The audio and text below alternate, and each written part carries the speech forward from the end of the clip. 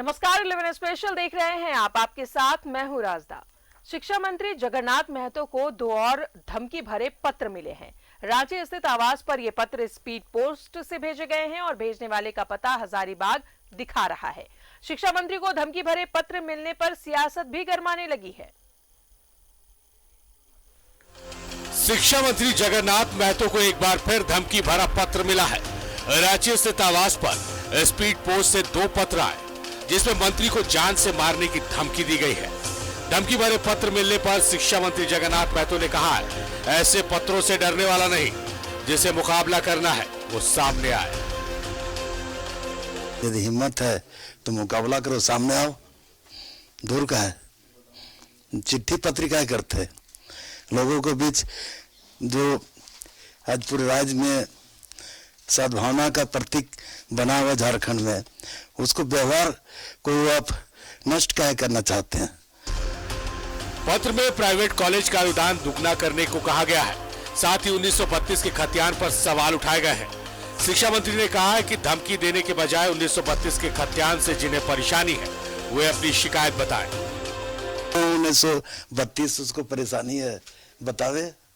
यदि परेशानी है तो हम उपाय बता देंगे।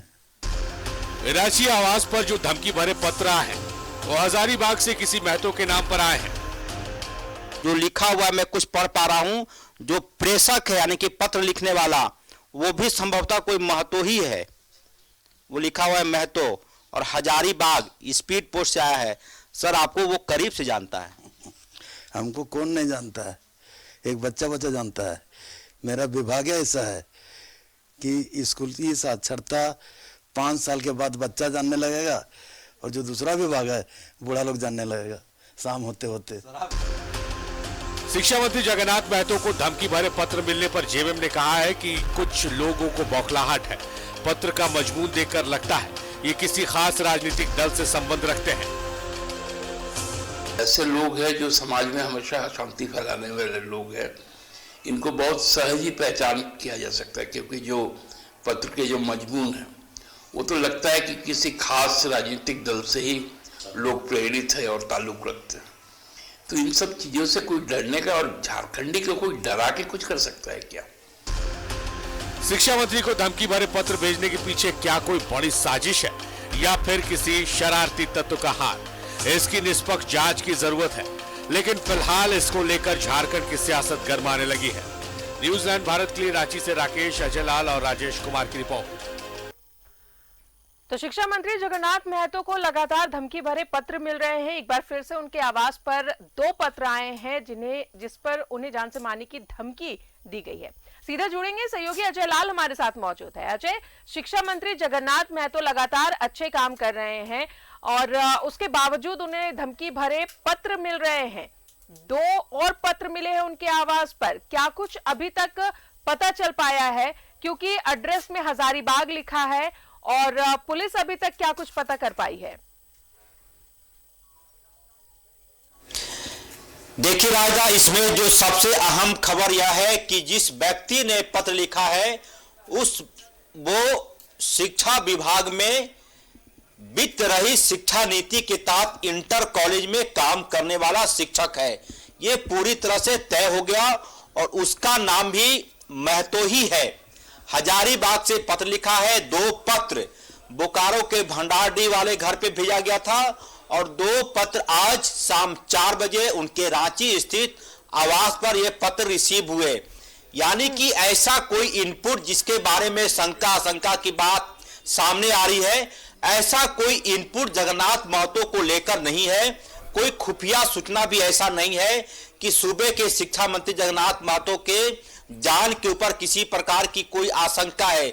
इस बात से राज्य की जनता पूरी तरह से बेफिक्र है। ऐसी कोई इनपुट विशेष शाखा को, खुफिया विभाग को, हजारीबाग जिला प्रशासन, बोकारो जिला प्रशासन, धनबाद जिला प्रशासन और रांची जिला प्रशासन के पास नहीं है कि ऐसी कोई आशंका है कि जगन्नाथ महतो की जान के ऊपर किसी प्रकार का कोई खतरा है। अब सवाल है कि पत्र किसने लिखा? देखिए, राज्य में जो इंटर कॉलेज है, जो वित्त रहित शिक्षा नीति के तहत शिक्षा काम करते हैं, उनकी संख्या लगभग 23 से 24 हजार के आसपास है और पिछले कई माह से उनका मानदेय उनको नहीं मिला। वित्त रहित शिक्षा नीति के तहत ये लोग काम कर रहे हैं और जो सरकार से अनुदान मिलता है उसमें उनके हिस्से का जो मानदेय आता है, किसी महीने 6,000, किसी महीने में 5,000। जाहिर सी बात है इन्हीं शिक्षकों में से किसी ने उन्हें पत्र लिखा है और काफी गुस्से में लिखा है। पहले जो सब्जेक्ट उन्होंने जगन्नाथ महतो को संबोधित करते हुए जो पत्र लिखा है उसमें उसने माननीय शिक्षा मंत्री का जिक्र किया है और फिर विषय उसने लिखा है कि इंटर कॉलेज जो वित्त रहित शिक्षा नीति के तहत जो राज्य भर में इंटर कॉलेज चल रहे हैं उसका अनुदान आप दोगुना कर दें, पहली मांग है। उसके बाद क्रमवार लिखते लिखते वो लोग कह रहा है कि 1932 का खतियान पर आप क्यों बोल रहे हैं, इसे राज्य में लागू नहीं होना चाहिए। राज्य के युवा मुख्यमंत्री हेमंत सोरेन के बारे में कई शब्दों का जिक्र किया गया जिसका मैं जिक्र ऑनलाइन नहीं करना चाहता मीडिया पर। साथ ही जगन्नाथ महतो के बारे में आप सब कहे गए हैं।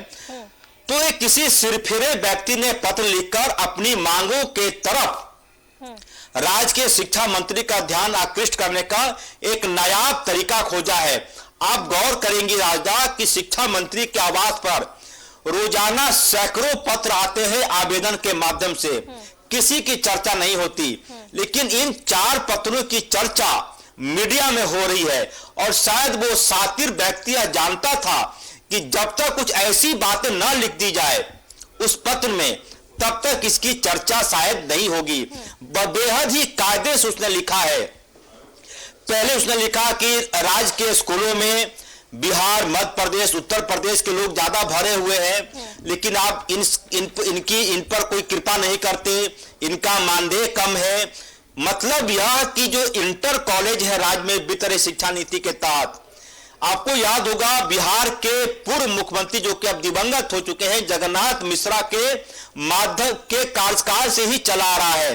फिर झारखंड गठन हुआ, इस नीति पर आपको अब तक ऐसा कोई निर्णय नहीं हुआ जिसको कि वित्त रहित शिक्षा नीति के बारे में कहा जाए कि यह फ्रूटफुल डिसीजन है सरकार का। तो ये सरकार की तरफ से एक अपना ध्यान आकृष्ट कराने की कोशिश पर है। इस पत्र को बहुत ज्यादा से गंभीरता से लेने की जरूरत नहीं है राजदा, क्योंकि पत्र का मजमून इस प्रकार से है। वो अंतिम में लिखता है कि झारखंड के शिक्षा मंत्री जगन्नाथ महतो को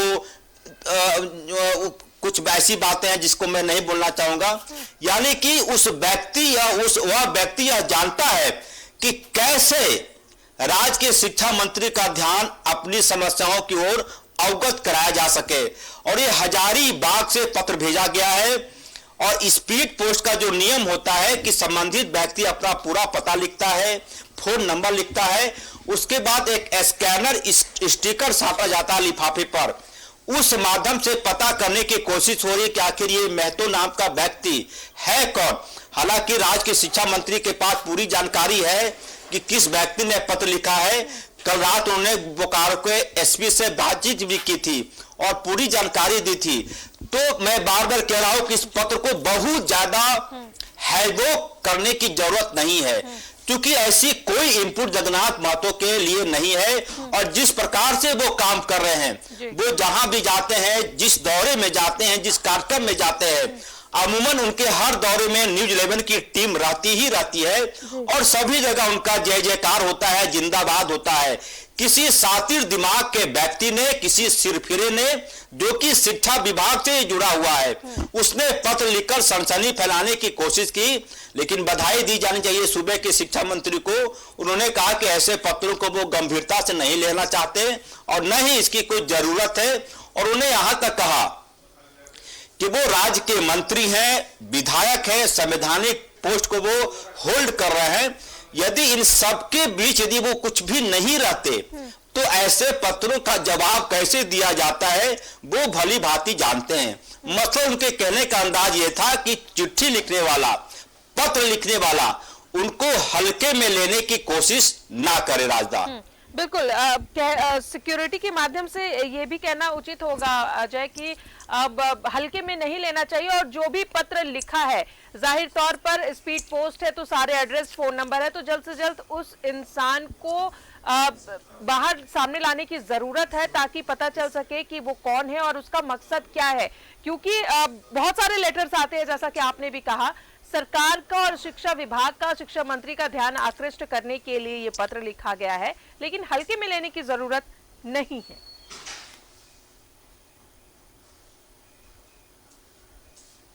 बिल्कुल राजा, देखिए, एक तो जो कानूनी चीजें हैं उसको इग्नोर करने की जरूरत नहीं है। यदि किसी व्यक्ति में इस प्रकार की उपज सामने आ रही है, किसी व्यक्ति के दिमाग में यह बातें सामने आ रही है कि राज्य के शिक्षा मंत्री पर वो अटैक कर सकता है, या फिर उसने लिखने की कोशिश ही की, उसने लिखा भी, इसका मतलब यह है कि उस व्यक्ति में कुछ ना कुछ ऐसी चीजें चल रही हैं जिस पर की कार्रवाई करने की जरूरत है। मुझे लगता है कि हजारीबाग जिला प्रशासन की ज्यादा जिम्मेदारी बनती है कि ऐसे शातिर व्यक्ति को वह खोजकर सामने लाए, क्योंकि स्पीड पोस्ट का जो एड्रेस है वो हजारीबाग जिले की है। किस पोस्ट ऑफिस से स्पीड पोस्ट किया गया, कौन से डाकघर में वह व्यक्ति गया था, इन तमाम चीजों की जानकारी मुझे लगता है कि हजारीबाग की पुलिस काफी एक्टिव है। मनोज रतन चौथे वहां के एसपी हैं और नैन्सी सहाय हजारीबाग की डीसी हैं। दोनों यंग अधिकारी हैं, यंग ऑफिसर हैं, और उन दोनों की काबिलियत पर किसी प्रकार का प्रश्न खड़ा नहीं किया जा सकता। लिहाजा ये नैतिक जिम्मेवारी बनती है एसपी और डीसी की कि ऐसे व्यक्ति को खोज करें कि आखिर उस व्यक्ति की इतनी हिम्मत कैसे हो गई कि राज्य के मंत्री और राज्य के मुख्यमंत्री के बारे में अपशब्दों का वो इस्तेमाल करता है। यदि वो गिरफ्तार होता है तो यह मानकर चलिए कि वो जेल भी जाएगा, क्योंकि सीधे सीधे ये राजद्रोह का भी मामला बनता है कि आप एक चुनी हुई सरकार पर इस प्रकार की भाषा का प्रयोग करते हैं, जान से मारने की धमकी देते हैं।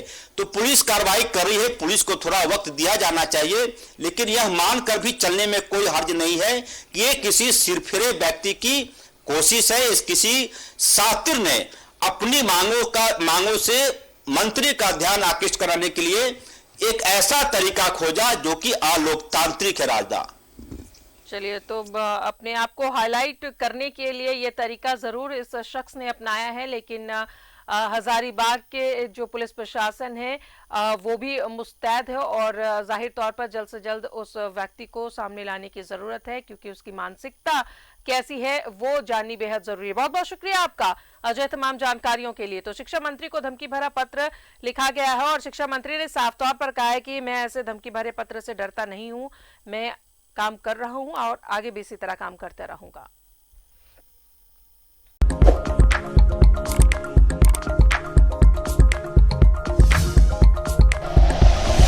Like and share videos, subscribe करें हमारा चैनल और प्रेस करें बेल आइकॉन। न्यूज़ 11 भारत, सच है तो दिखेगा।